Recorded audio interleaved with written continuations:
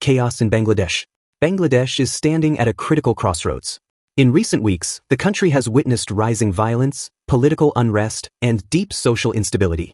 Several people have been killed, tensions are high, and fear is spreading across Dhaka and other major cities. Amid this chaos, the assassination of a controversial political figure has shaken the region even further. Death of Sharif Osman Haddi. Sharif Osman Haddi, a man known for spreading extreme anti-India narratives in Bangladesh, is now dead. He was not an elected leader. He never held an official government position. Yet, his influence was powerful enough to shape public opinion and fuel dangerous ideologies. After his death, violence escalated even further. Most disturbingly, a member of Bangladesh's Hindu minority was brutally lynched, exposing the fragile state of minority safety in the country. A shocking U.S. response. What shocked many observers was not just the violence, but the international reaction to Osman's death. The United States Embassy in Dhaka issued a condolence message. This is highly unusual, as U.S. embassies rarely mourn the deaths of non-official political figures. The statement said that the United States stands with the people of Bangladesh and mourns the loss of youth leader Sharif Osman Haddi. Notably, India made no such statement. Who was Sharif Osman Haddi? To understand the controversy, one must understand Osman's ideology.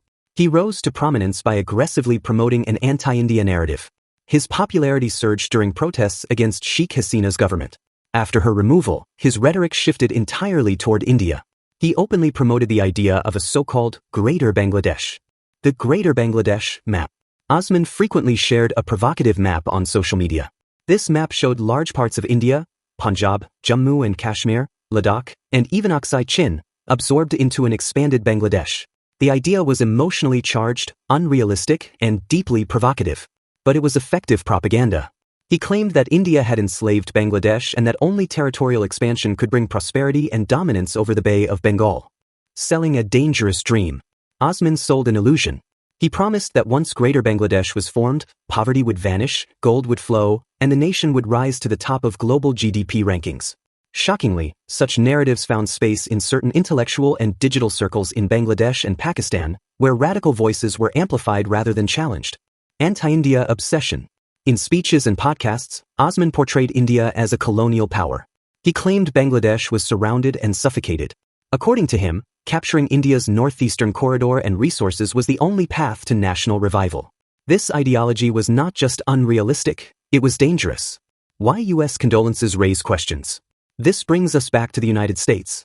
Why mourn a man whose ideology openly called for the destruction of India? Why stay silent on the violence that followed his death? Why ignore attacks on minorities? These questions raise serious concerns about the depth of U.S. engagement with such political elements. U.S. aid and regime change. Former U.S. officials have openly stated that American aid has played a role in political change in Bangladesh. Reports and think tanks have documented how foreign funding influenced regime transitions. Even former U.S. State Department officials acknowledged that halting aid under Donald Trump disrupted these dynamics. Economic reality of Bangladesh. Bangladesh's economy is under pressure. GDP growth is slowing. Inflation crossed 8%. Basic commodities, milk, bread, daily essentials, are becoming increasingly expensive. In such times, leaders often seek external enemies to distract public anger, blaming India for economic pain. Instead of addressing internal economic failures, radical voices blame India. They claim that capturing Indian land will magically reduce inflation and revive growth. This is classic political diversion, selling nationalism instead of solutions. Media silence and suppression. Media houses in Bangladesh have been attacked. Offices were burned. Journalists silenced. Yet, there has been no strong condemnation from Washington. The silence is loud and troubling. Strategic trust question. India is often asked why it does not align fully with the U.S. on global issues. But moments like this demand a counterquestion. Can India fully trust a strategic partner that mourns anti-India extremists while ignoring violence against minorities and press freedom? The bigger picture. This is not just about one man or one country. It is about regional stability, ideological manipulation, and geopolitical double standards. Bangladesh's internal turmoil directly impacts India's security, economy, and regional balance. Closing thought. As events continue to unfold, one thing is clear.